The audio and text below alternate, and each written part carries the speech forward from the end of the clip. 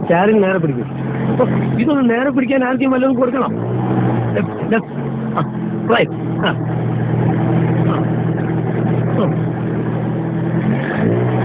എല്ലാം അനാവശ്യമായിട്ട് സ്റ്റാരിങ് അങ്ങോട്ടും ഇങ്ങോട്ടും വെട്ടിക്കരുത്.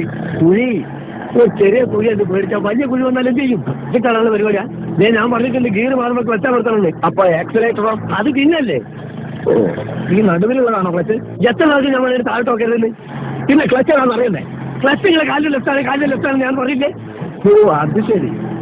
അപ്പൊ ക്ലച്ച് ഇടുമ്പോ ഗിയർ അമർത്തണം അല്ലേ? വന്നാൽ കേട്ട ക്ലച്ച് കുഴിച്ചിടുമ്പോൾ ഗിയർ വലിച്ചു വിചാരിക്കണം. അപ്പൊ ബ്രേക്കോ? ബ്രേക്ക് ഇടുന്നതെല്ലാം കൂടി പണ്ടാൻ അടിക്കാൻ ശേഷം. ഇത്ര ബുദ്ധിയില്ലാത്തൊരു മനുഷ്യൻ എങ്ങനെ പഠിപ്പിച്ചെടുക്കാനാ?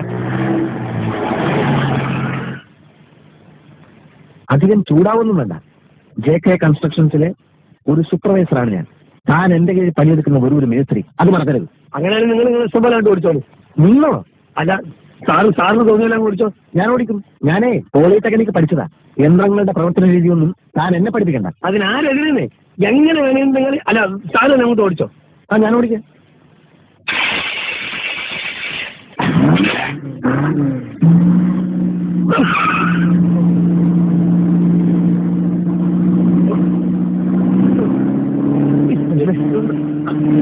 എന്താ മനുഷ്യനെ കൊല്ലാൻ കൊണ്ടുപോവാ? ബ്രേക്കിന് ഔട്ട് ചെയ്യുന്നു. ബ്രേക്കിന്റെ ഞാൻ ഔട്ടിക്കോളാം. എവിടത്തെ കാര്യം